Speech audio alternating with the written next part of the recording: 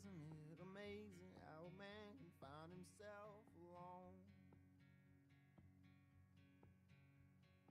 Calling to the darkness for an answer that he's never known. Yeah, isn't it amazing how God can take a broken man? Yeah, let him find a fortune, let him ruin it with his own two hands. And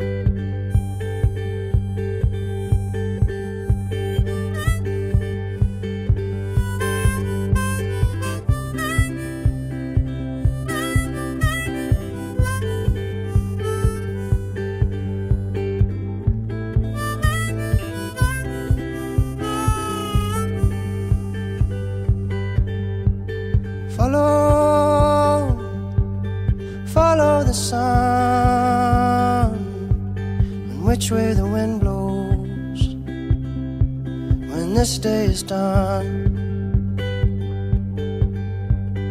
Breathe, breathe in the air, set your intentions, dream with care. Tomorrow's a new day for everyone, a brand new moon, a brand new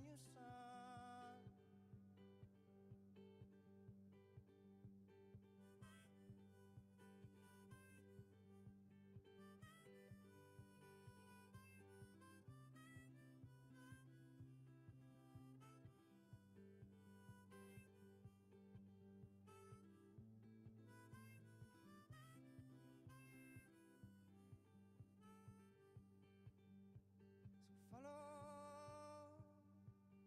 Follow the sun, the direction of the birds, the direction of love.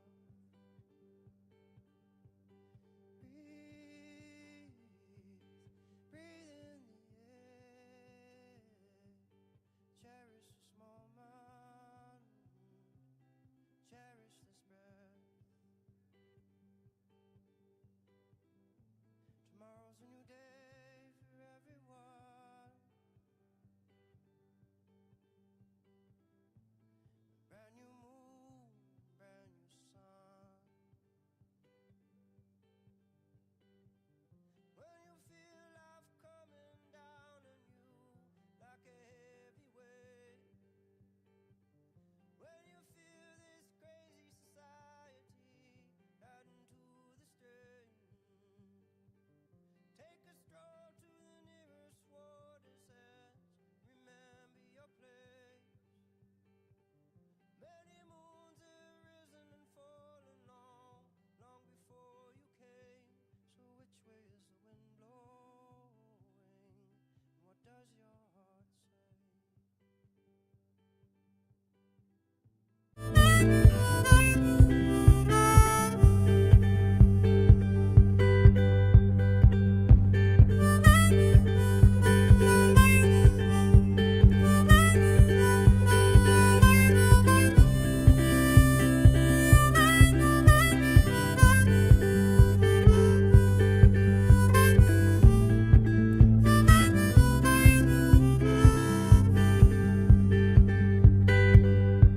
So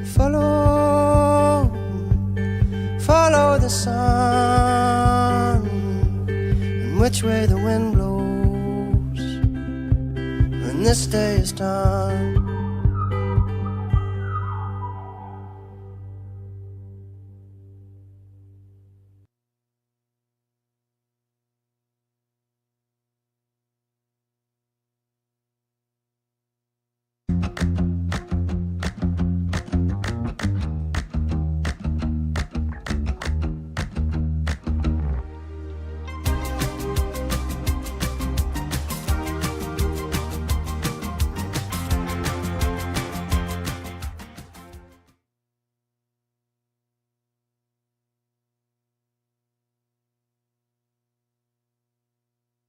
Turn pressure into performance.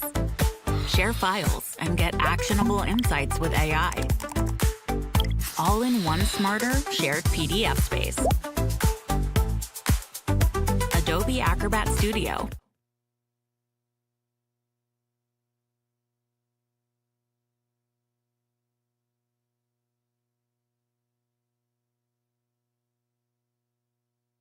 It's in every one of us to be wise. Find your open up.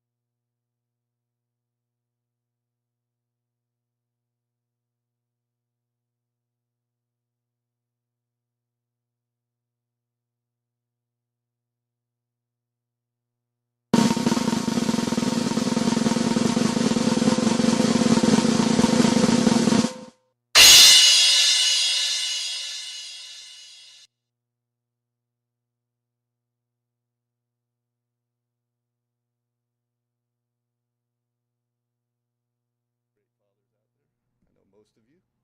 So, all right. The heat is coming in, so make sure you stay hydrated early in the morning, late at night, all that good stuff. Let us stand and sing My Soul is Welcome Here.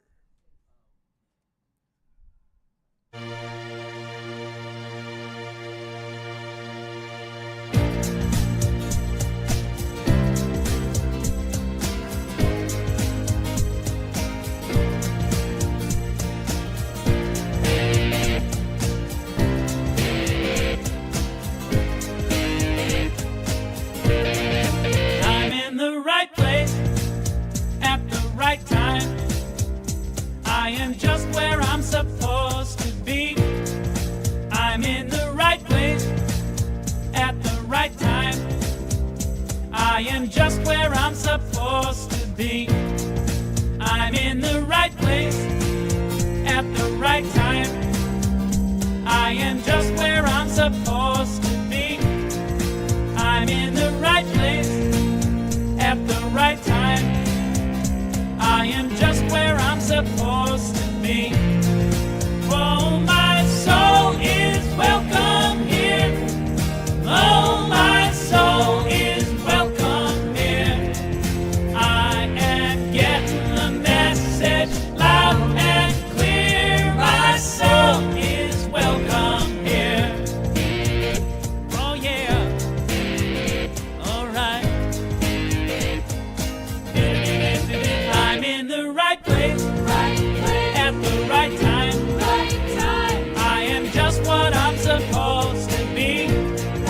I'm in the right place at the right time. I am just what I'm supposed to be. Oh, my soul is welcome here. Oh, my soul is welcome here.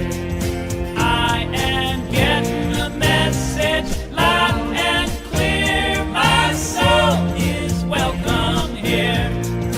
Oh, my soul is welcome here. Oh, my soul is welcome here. I am getting the message loud and clear. My soul is welcome here. I am getting the message loud and clear. My soul is welcome here. My soul is welcome here. My soul is welcome here. My soul is welcome here. My soul is welcome.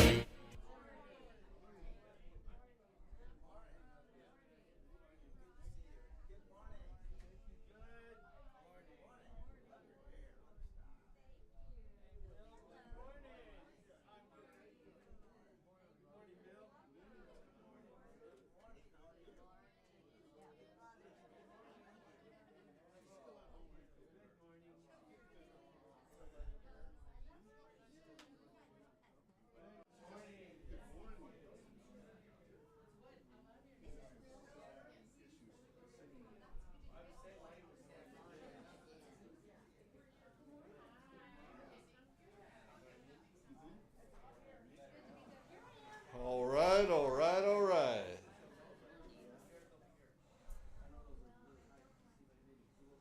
Let's take our seats.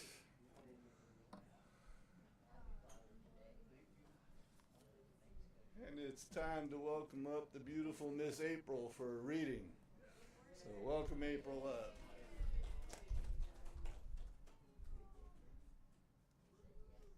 Hi guys.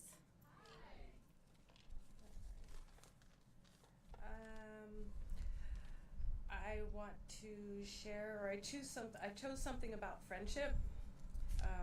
My friend Natalie and Conrad are here. Also, June's better half is here. June, I just love June. Oh, I'd marry her if she wasn't already married. So, anyways, I did have lunch with her recently, and she is one of our practitioners here. And as you know, she helped me with my dad when he was passing. So we are definitely blessed to have her, and she is healing, and please keep her in your prayers. She's not only my friend, she is my spiritual support and my grief counselor. So anyways, this is God's word, is the light to our path forward. Our word is a lamp to my feet and a light to my path. And that's Psalms 119, 105. And I just wanted to, I don't know if you're familiar with spiritual practitioners, but they're individuals that explore spiritual beliefs. I had to look it up because someone asked who's a practitioner here. I'm like, what is a practitioner? So I had to look it up and figure it out, and it's pretty cool. You know, they often provide support during life transitions, in which June did for me, and she's still doing it. They also offer, you know, counseling and healing services, and anyways, just love her. Okay, It Would Be Better by Eben Rexford. Oh, my friend, it would be better if to those we love we gave tender words while they were with us, than to say them over a grave. Many a heart is hungry, starving for a little word of love. Speak it then, and as the sunshine gilds the lofty peaks above, so the joy of those who hear it sends its radiance down life's way, and the world is brighter, better, for the loving words we say. Loving words will cost but little, as long as along through life we go. Let us then make others happy. If you love them, tell them so. I love June. Thank you.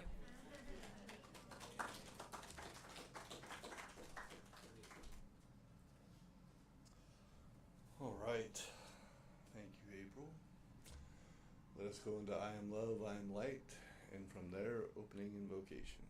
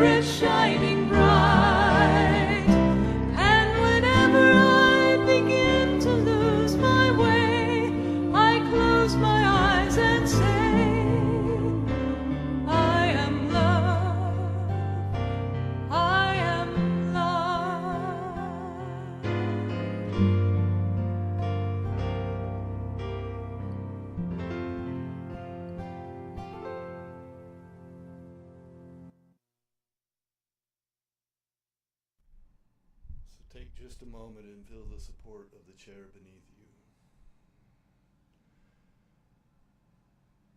Allow yourself to take a couple breaths of release and simply let go of all those things that might be challenging, might be being looked upon as problems, issues. Let them go into the flow of spirit. Allow yourself to open wide and get ready to receive the truth of who you are, the truth of your neighbor, the truth of this thing we call humanity. For we are each love and light in a human experience. And sometimes we allow our emotions to take us down a wrong path, to judge something that shouldn't be judged, or in a way it shouldn't be judged, and we become frustrated, angry.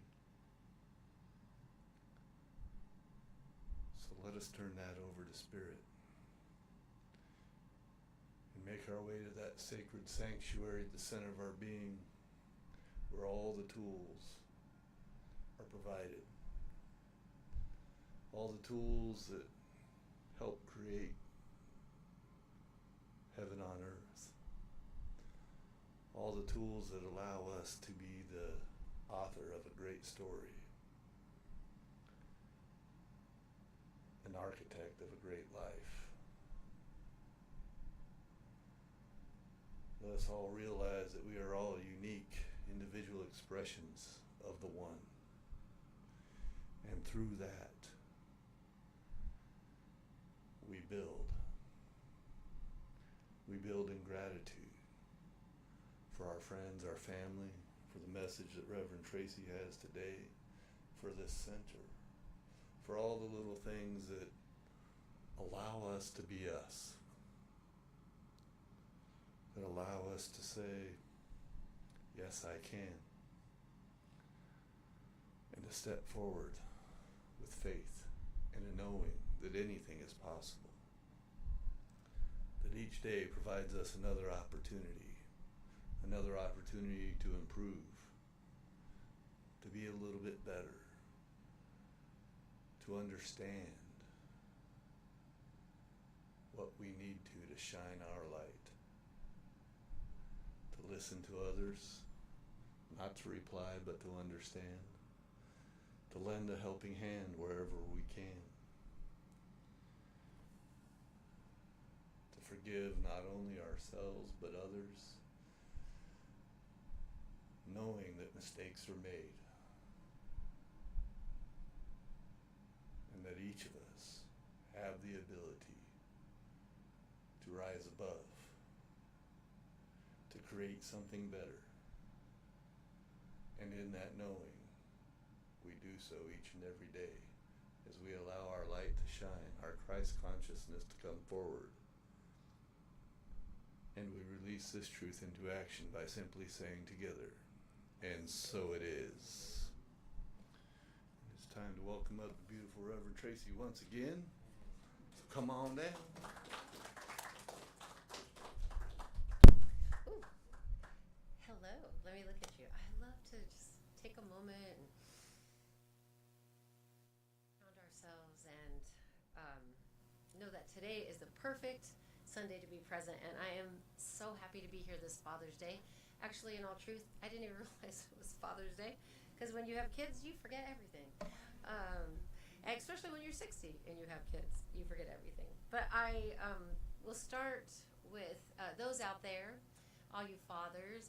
Anybody who's been a father to a puppy, because we know they're little children, to little kids, to parents, to the masculine and the feminine are designed to be together, and your families, I know, are so grateful to have you. There's a balance in nature, and however you serve the masculine or the feminine, it is always needed to bring our children up in a way of understanding to be the best versions of themselves. So thank you for all that you do, however you served in a child's life. If you are a father, biologically or not.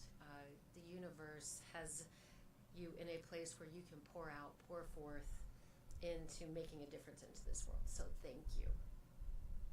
I was driving here today, and Bill decided to stay home with the kids because they are rambunctious today. And I'm so used to be driven around, either by fish or my husband or somebody. And I thought, how am I going to do this? And Bill goes, "You have a GPS." And I was like, "Oh, yes." So I put the GPS on, which I don't wholly trust. And as I was driving here, and I'm like, this does not look familiar. Where is this GPS taking me? Because on GPS it says Lake Havasu Church of Religious Science. And I'm like, there's not two, so this has to be the place. So I get on the backside, and I'm like, that's not the parking lot. And I recognize that I do not fully trust this AI automated thing to bring me here into the parking lot. And I drive past because it doesn't look familiar, and then it takes me around to a place of familiarity. And I'm like, oh, okay, you are taking me to the right place. And I thought, isn't this like our relationship with God? That we want to be led to where we're going in a familiar way. And if it's familiar, we trust. And if it's not familiar, we question. And that voice in our head starts, wonka, wonka, wonka, wonka, where are you taking me? Why am I going this way? And I thought, what a valuable thing, humorous thing to talk about, because when I got to the familiar place, I felt completely safe.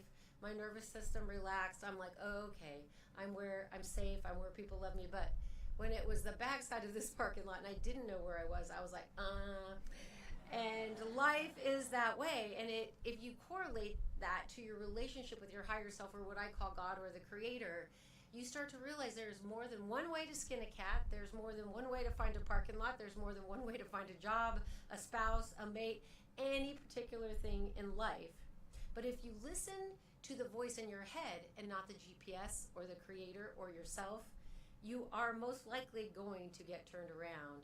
And we must build this sense of trust. And it was a valuable lesson for me today going into this talk. And the Creator always provides those opportunities for me, and I always turn them into a talk. So today, oh, by the way, perfect music. My Soul is Welcomed here is really beautiful to settle in. Beautiful, beautiful song. And it is the right place, and you are in the right place, and you chose to be here today for your spiritual journey. You trusted your GPS. So congratulations. What I wanted to talk about today is the voice that's talking to you in your head. And I wanted to ask you a question. Have you ever noticed that the voice in your head narrates your life almost nonstop, offering opinions, projections, judgments, reminders from the moment you wake up till you fall asleep? Most of us know that voice intimately, and we all have our own version of it. Yet rarely do we pause to ask the simple question, who is actually listening to the voice? So I decided there's got to be some type of acronym or a way to find our way through this. So the talk title is Talking to the Voice in Your Head, and we're going to use this process called AIM. So the talk explores 3 steps: awareness, interest, and movement. Shifting from unconscious identification with thought to conscious recognition of your deeper nature. Many of us spend our lives believing the voice in our head and that it tells us the truth. It tells us what others think of us, or what it thinks that others thinks of us, and what is possible for our lives. But today, I'd like to explore a different possibility. That we are not the voice, but the awareness that hears it. By bringing awareness to our thoughts, interest to what they reveal, and then moving our attention from the voice to the listener, we begin to recognize something deeper about ourselves. As Ernest Holmes wrote, we are not bound by conditions. We are the creators of our conditions. And I love the invocation that Bill shared today. It's really apropos, and it always amazes me how Spirit, because the Spirit that is operating Bill, And the spirit that's operating me and all of you is the same. It is the source of who we are. And when our mind thinks about this, it thinks Bill as spirit, Tracy as spirit, and it creates individuation and separateness, because its job is to usher you through this 3D world as a different being. But what I'm inviting you today is to think about this before we begin. We all agree that we are conscious. We all agree that we exist, right? We must exist. We're here. We have independent thought. But taking it one step deeper in more of a radical way, thinking of it this way, that we look at this TV screen and you see me and it's projecting my image and it characters, but those characters change. So if the camera moves, it'll see all the characters. But what I'm inviting you to is that we are actually the screen on which the character appears is our true nature. And that never changes. The screen, the TV will never change. What appears on it will. And so we are in this play of consciousness. The characters are what we believe to be our identity, but who we really are is the screen on which it appears. And why this matters, we begin to notice that thoughts arise naturally. Suffering begins when we identify with them. A thought appears, I'm not enough, I'm failing, nobody appreciates me, and before long we're living inside the story that appears on the screen of awareness. Ramana Maharshi pointed out, the problem is not that thoughts arise. The question is, who do we take ourselves to be when they do? Always pointing us back to our true nature. So in AIM, we're going to explore the pathway from moving from an unconscious identification with thought to conscious recognition of our deepest and truest nature. So what happens if we start to believe perhaps we're not that voice? Perhaps we are the awareness that hears it. Through the movement of awareness, interest, and move, we begin to shift that identity from the content of consciousness to the source of consciousness itself. So we take ourselves to be the content of consciousness, and we are moving to the source of consciousness as ourselves independently. So where do we begin? We begin with that unconscious identification. I'm angry, I'm failing, I'm not enough, nobody appreciates me. The voice speaks, and we consciously become the voice. So awareness is the recognition of the voice. So we all recognize that voice. Can we agree that we all have the voice, our own narrative, and we become aware of it? So what is the voice saying? So the purpose is to create a space between ourselves and our thoughts. Ernest Holmes says we can stand aside and observe the workings of our own mind. I don't know about you, but that's kind of scary, observing the workings of my mind. Because it, much like the trip this morning, I got caught up in the story that I'm going to get lost. And I believed it. And then I didn't believe the GPS was taking me the right place. So I was like, oh, this story continued. Not only did I buy this, and who gets lost in Lake Havasu? I don't know. You just find the lake and you can find your way home probably. But the GPS is a great tool as your highest self, as the creator, as God. And Ernest Holmes and many other people are always pointing us to that. You can't really get lost. You know, and you can have an experience of getting lost, buying into it, believing the story, and you would have a harder time finding your way home. But if you parked, took a breath, looked at your surroundings, breathed into yourself and go, okay, clearly there's a way home, clearly there's a tool for me to use, and clearly I need to work on my trust issues. And then when you breathe, have you ever noticed that you find things when you take a breath? One time I was at the Centers for Spiritual Living in West Valley, and Clyde, a beautiful minister there, called me. This was early, before I became a minister. And he called me and he's like, hey, I need to meet with you. Have you ever had the boss that sends you the message on chat, hey, I need to talk to you? And immediately what your voice starts saying? And between that, I think it was a Saturday, and And by the time I actually saw him on Thursday night, I was being excommunicated, I was being fired, I'm not a good practitioner. Oh my God, what did I do? Did I talk about you? Did someone overhear it? Did I call you a name? And so by the time I got to him, I'm like, what did you want? And he goes, I just wanted to know if you wanted to have lunch.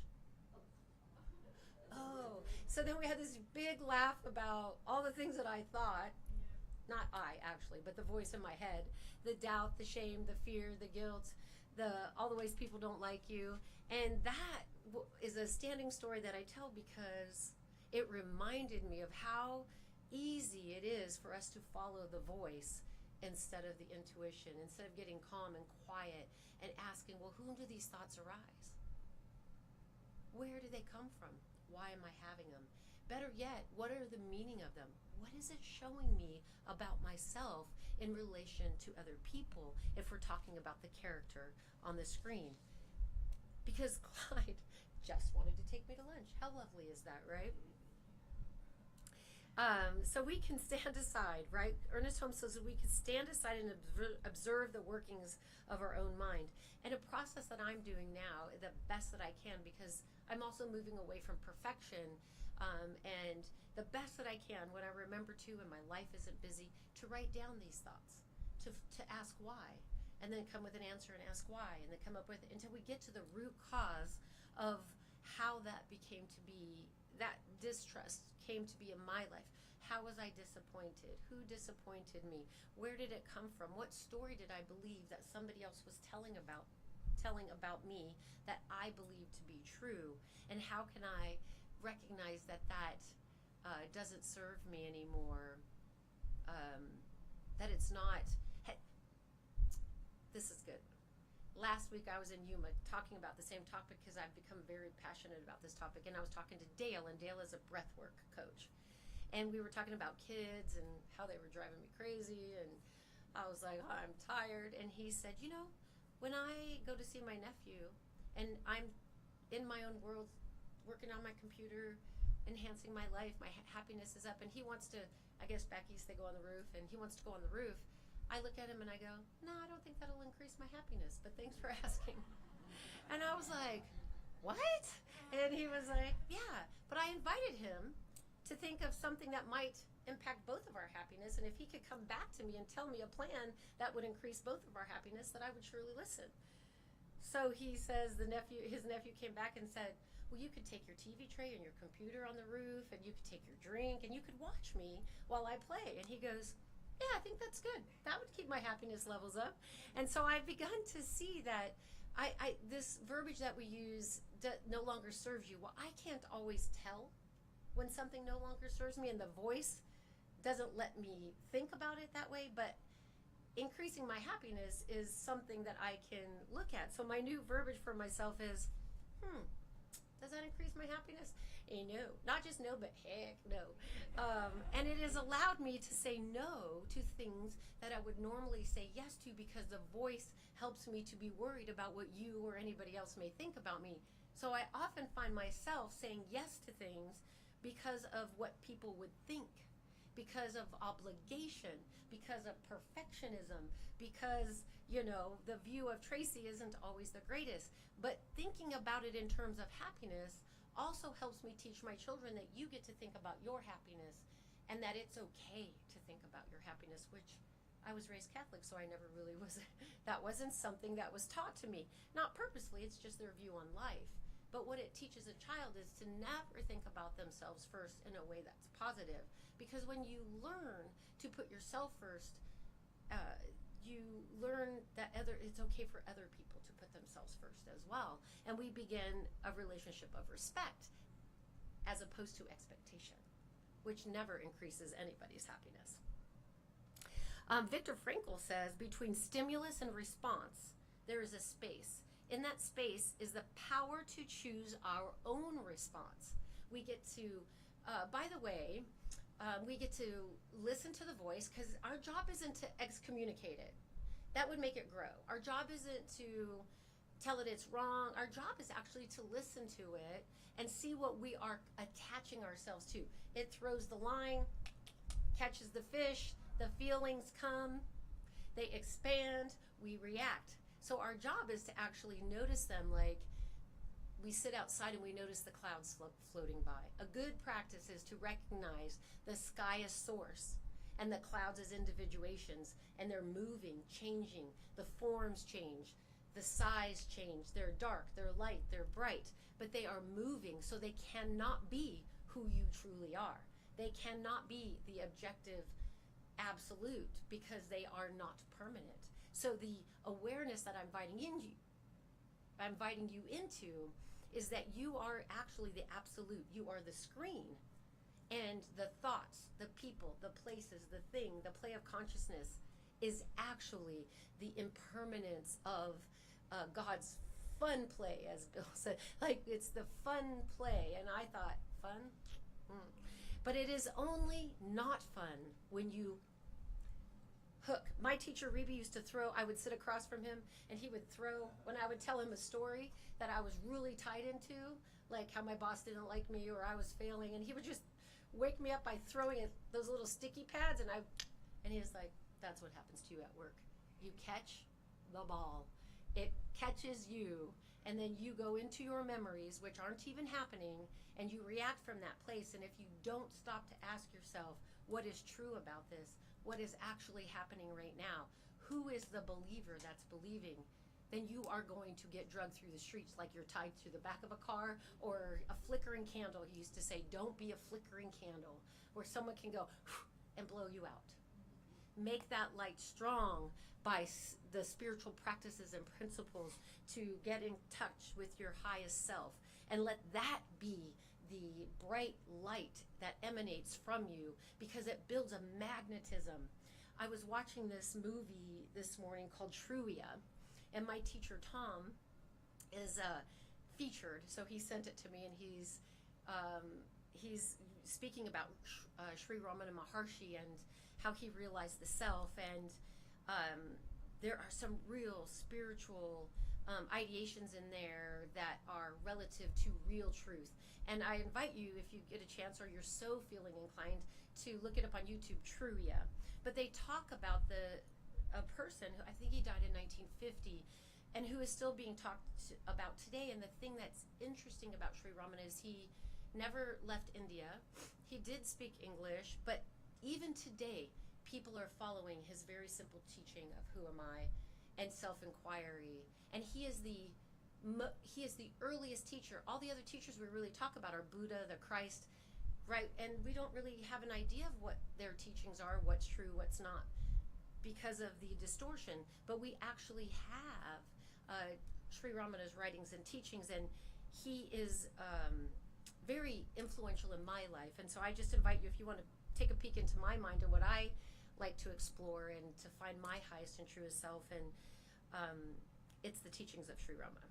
But so this talk is essentially based on that through the lens of Tracy. So we talk about awareness. We know that that's who we truly are. We are consciousness itself, and awareness is the tool. Our attention, we use it. We use our attention. I can put my attention on you or you or you or you. This is the most powerful gift that we have as a human being, is that we have the power of our attention, which is really our choice. We get to choose where we put our attention. We're not really choosing much else, because as soon as we place our attention on something, it just starts rolling, and then sometimes that can feel big or out of control. One of the things that they said in the movie Truia is when Ramana was 16, he had this experience of death, and this experience came from him. His father died when he was very young, and he had this experience of death, which I didn't know this about him, and it caught my attention. And instead of being afraid of the experience of death, like in his mind, he laid down on the floor and was like, okay, what is this death thing about? And I was like, death! Like, I'd be like, it would scare me, and it has on different journeys that I've taken. And I thought, oh, that's so interesting. When I experienced that anxiety about death, it really scared me so much that I was like, do I want to be spiritual? And for him, it opened him up to release the fear. So that's really where that voice takes us. It leads us to fear if we let it run amok. Much like a 2-year-old or a 4-year-old running amok in the house, if we let them do that, there are going to be disturbances. And there's a certain amount of play they had to have and a certain amount of direction. We have to have a certain amount of play and a certain amount of direction, which is why I believe most sages and teachers says be like a child. They don't say be like an unruly child. They say be like a child, be curious, question, look, enjoy, play, have fun, live, but know from whence you're living from. Understand who you truly are. And then the faith and the trust and the love builds within you. And then you truly get to explore this life in a different way. You get to see the ups and downs and the ebbs and flows. We are on a rock hurling through space. Stuff's going to happen. But who we are in conjunction to the stuff that happens is the equanimity that we build within ourselves so that we can meet it in a way with faith and trust that there is something greater that you are, that this passing moment cannot be. All the troubles in your life, if you think about the biggest problem that you've ever had, is it happening right now? We treat it in our memories like a defining moment, and maybe it was. I have been through some very difficult things, and it used to tear me down. It used to make me think that I was a mistake, a problem. It brings me to tears. The things that I used to believe about myself. And sometimes I still get stuck there because I'm a human being. But in the most recent, most difficult thing that I've been through, when that voice comes, I thought, nope, not today. Get behind me, Satan. We're not going there. And I have trust to learn to just let it work itself out, because the more I put myself into it from the perspective of fear, the more I will mess it up. But if I let the Creator work through me and I follow actions when it comes up as an inspiration, then it always ends up in a way that benefits everybody, and you become magnetized. And one of the things that I found beautiful about this story about Sri Ramana, he did nothing. He walked around in a loincloth. He just wanted to sit on a mountain or an Achala and just sit in silence for the rest of his life. And that silence attracted people. And they attracted people from all over the world to understand. They were attracted to his resonance. And I thought, when I was watching it this morning, how beautiful to really inquire so deeply into yourself that you don't have to say a word to be impactful to another human, to show them their beauty and their resonance. I talk too much for that right now, but maybe it's coming for me soon. I don't know. That was his life and this is mine. But as an example, he just wanted you to know, like Christ wanted you to know, that if I can know this truth about this character, that you can too. There is nothing that you cannot do that is the least of what I do or greater. And that is the story. Our characters start to believe that they are actually a body-mind. That, you know, your virtual reality, if you put your headset on and you lived in that headset, you would begin to believe that you were that character in the headset. And that's kind of what we've, you know, that's the analogy of the Matrix, is that we're this character in a headset. But we are not. And we are the author and the character and the story. And when we start to begin to see that I am not the body, I'm not the mind, I'm not the voice, well, then the question naturally arises, well, who the heck am I? That's for you to discover. That's for all of us to discover independently. So in that reflective questions about the awareness is, what is the voice saying? What story is being told? And can I notice the thought without becoming it? Can I notice it without being caught? So interest, become curious. What is this thought trying to tell me? Recognize, to replace judgment with curiosity. Not to get rid of the thoughts or the ego. We don't want to do that. We need it actually to navigate this life. My teacher Reba used to say, can you imagine driving a car with no ego? You wouldn't get anywhere. You'd just sit in the parking lot and you wouldn't know where to go. So love your avatar.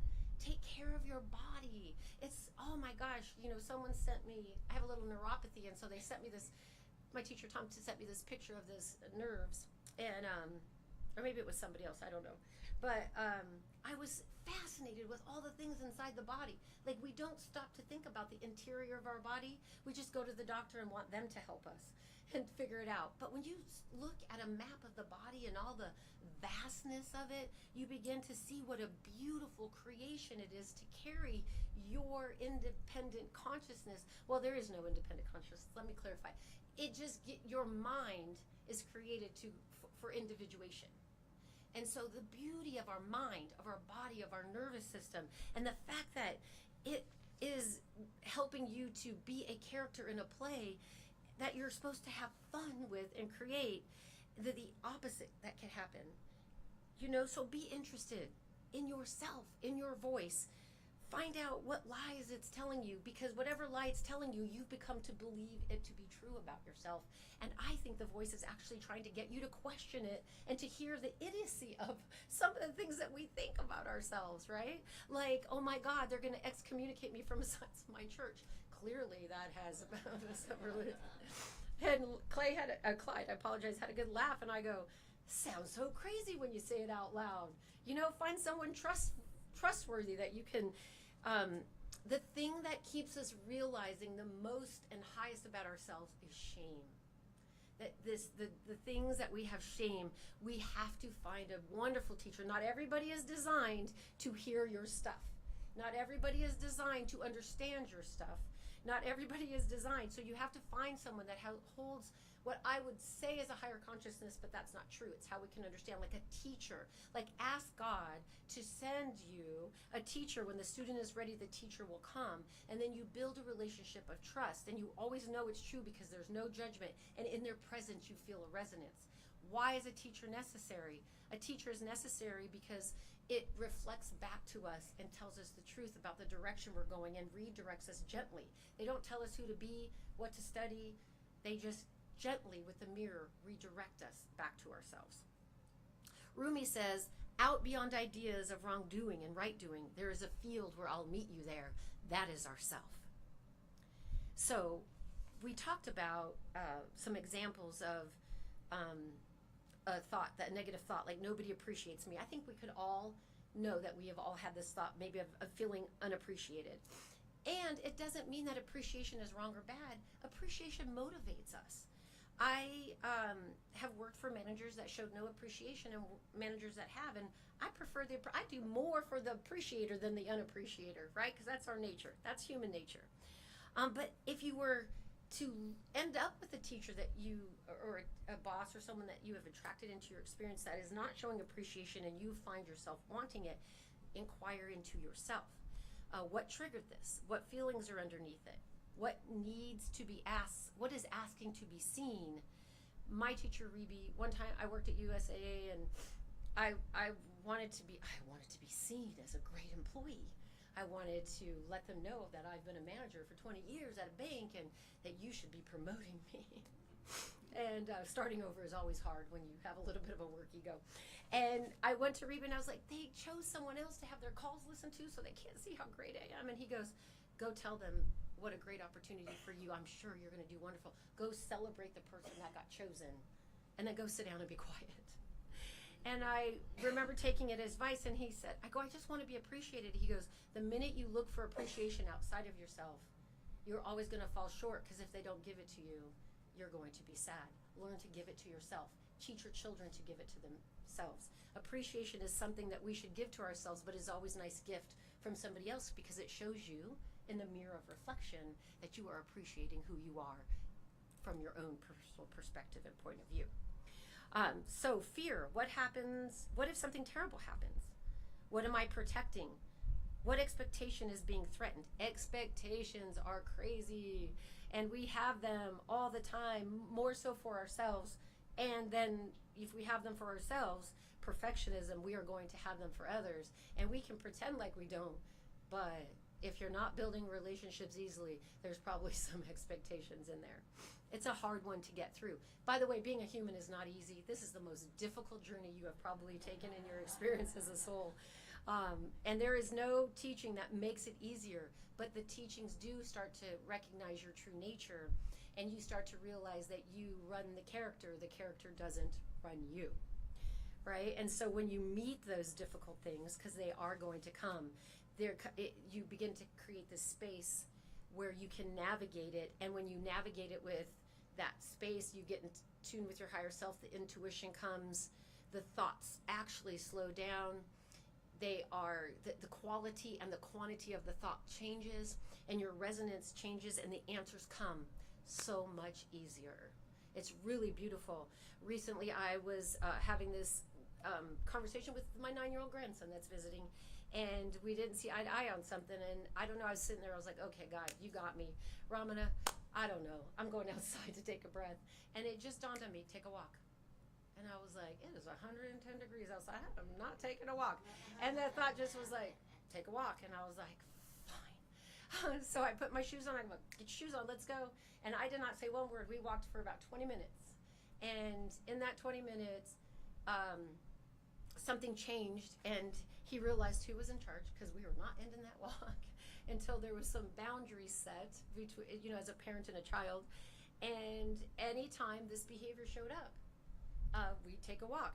Now, the first one, he didn't know what we were doing. So we went. The second or third time I tried to take him for a walk, he's like, I had to put his shoes on and move him out the door. But we still went. And what I realized, the walk wasn't just for him, it was for me. That when we walked side by side, and he could say, why are we out here? I could say, why do you think we're out here?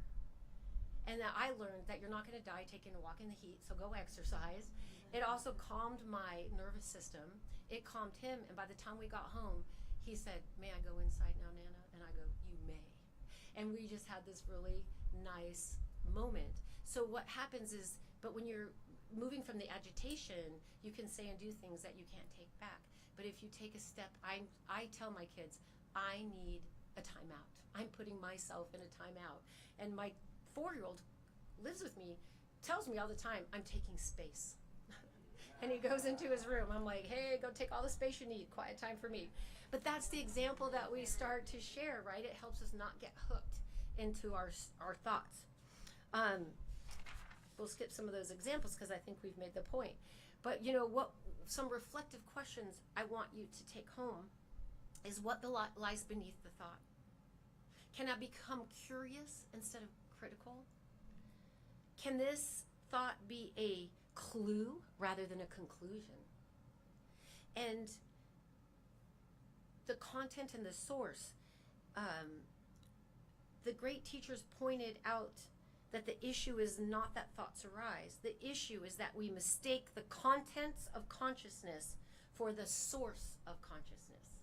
Here, I want you to really hear that. The issue is that we mistake the contents of consciousness, which is all objects, thoughts, buildings, people, everything is a content of consciousness because you are consciousness yourself.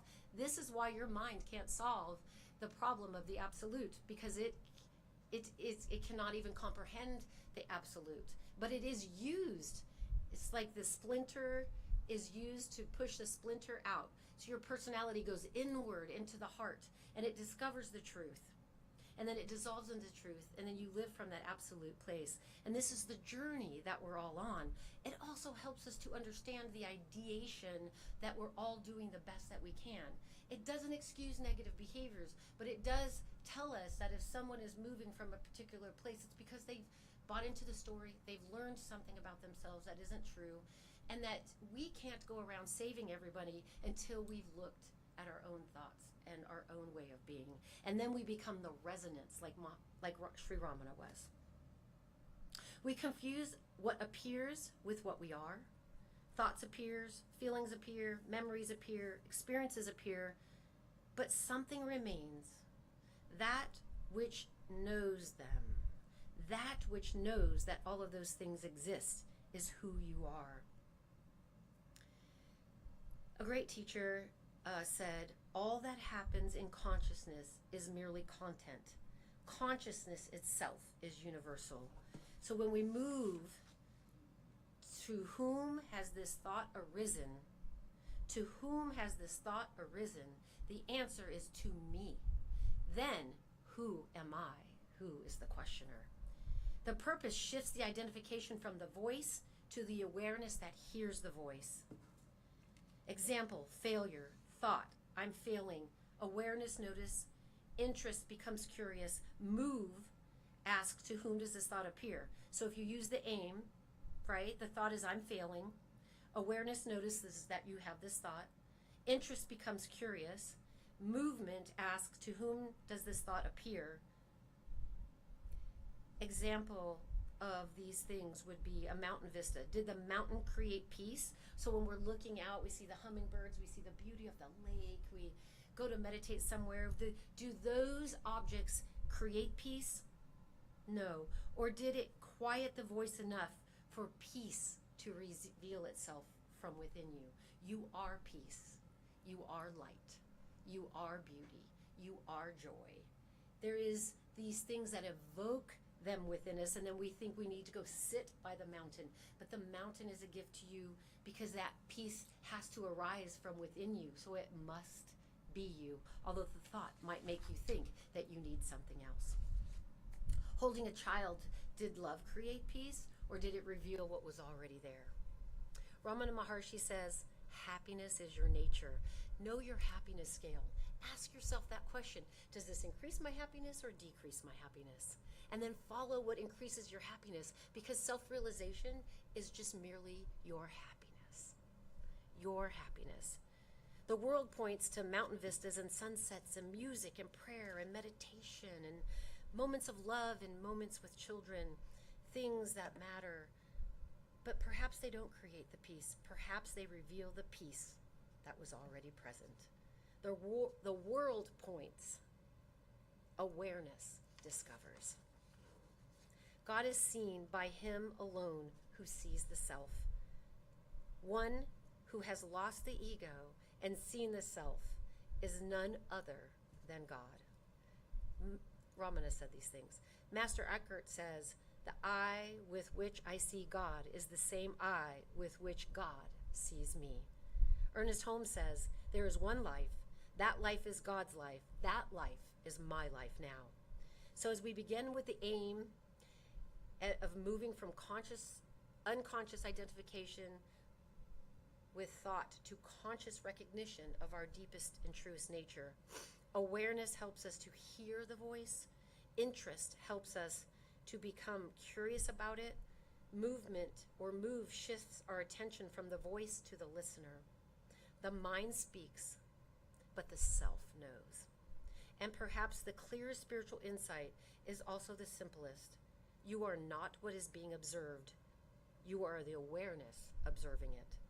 Beneath all the stories, beneath all the fears, beneath all the noise, there is something whole, something silent, something eternal, something we call God, Creator, Universe.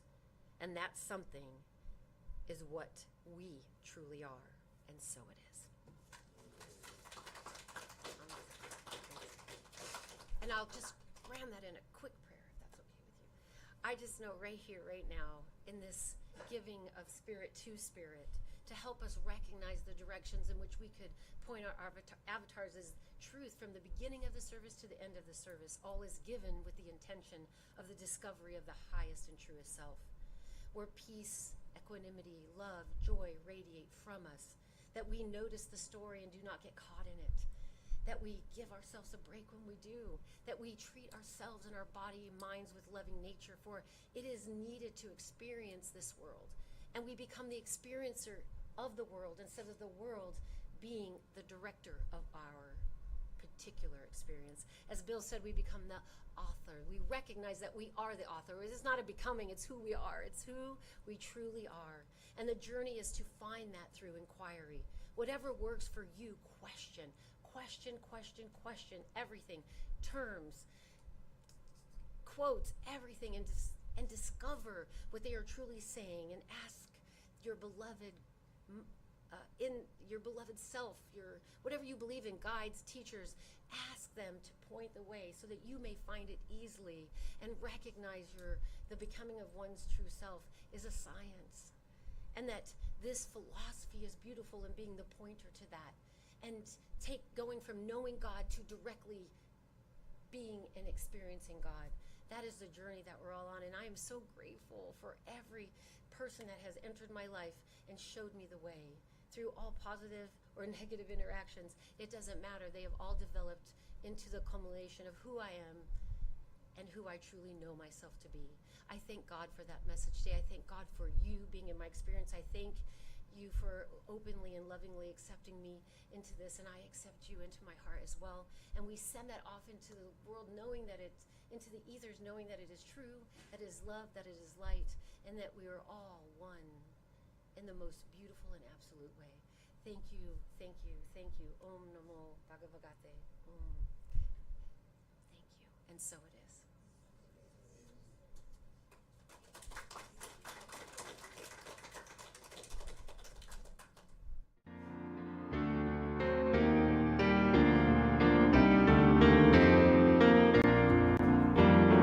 Yes, there is peace on earth, and yes, it begins with me. Yes, there is peace on earth, the peace that was meant to be. With God as creator, family all are we. Yes, we. You're not the things you tell yourself you are. Not the opinions of others or old scars. Because you are the light of the world. Yes, you are the light of the world.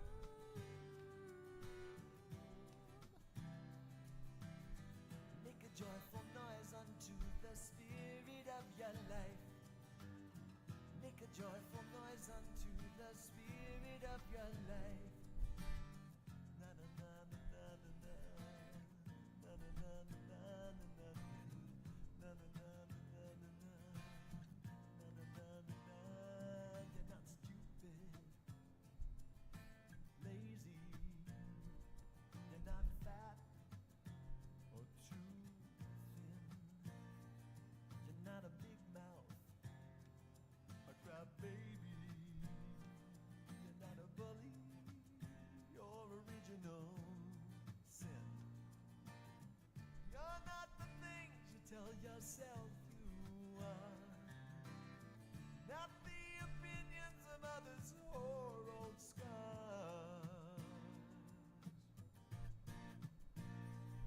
Because you are the light of the world. Yes, you are the light of the world.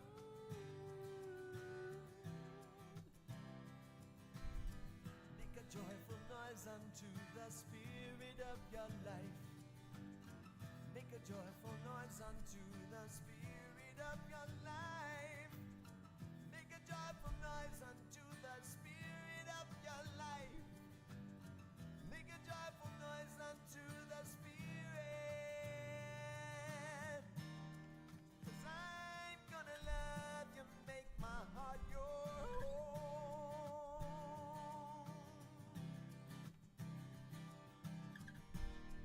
And I'm gonna love you when you feel alone.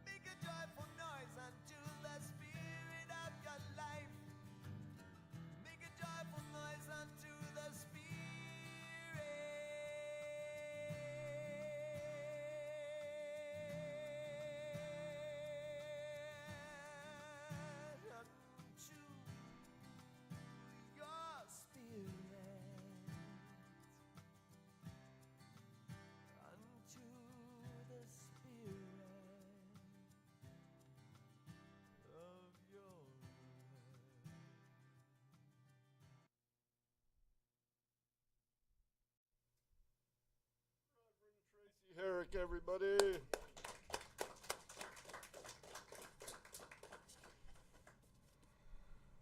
You did a fabulous job, man. All right. Let's take our gifts and or tithes in hand and repeat after me. Divine love through me blesses and multiplies all that I have, all that I give, and all that I receive. And so it is.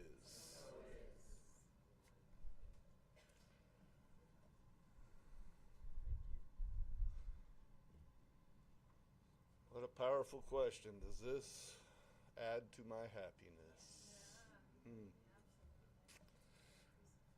All right. We take these gifts and we simply say thank you once again for the abundance of blessings that move in and through this center, back out into this community, this nation, and this world. And so it is.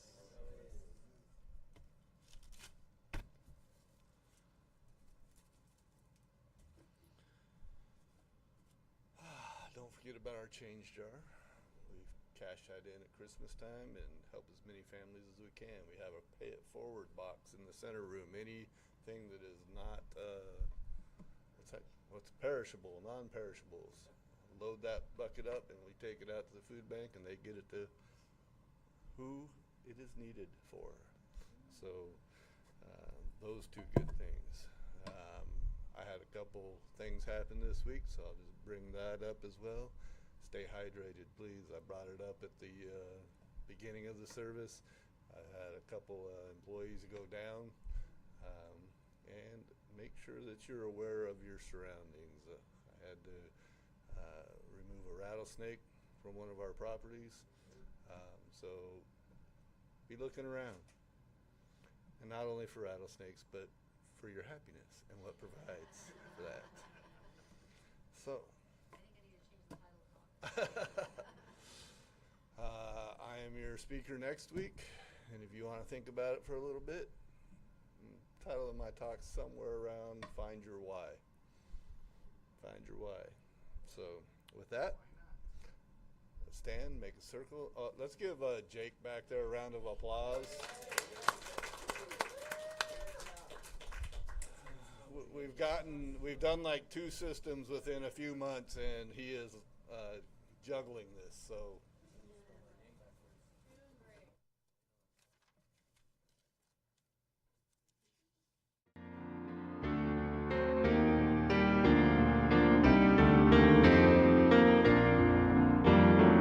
Yes, there is peace on earth, and yes, it begins with me.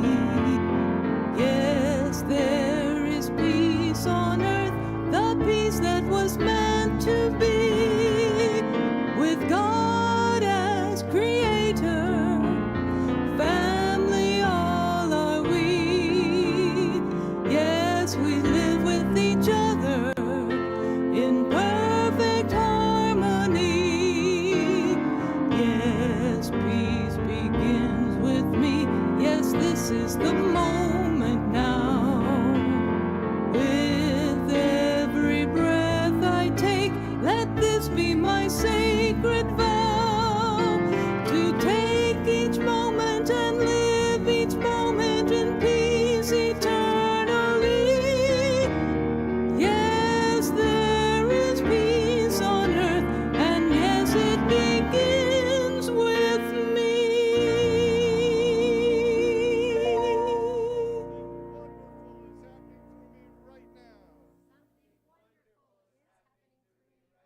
It is happening in my mind. It's happening in my body. It's happening in my affairs. I claim it. I feel it. I believe it. I accept it. Go have a great day, and so it is.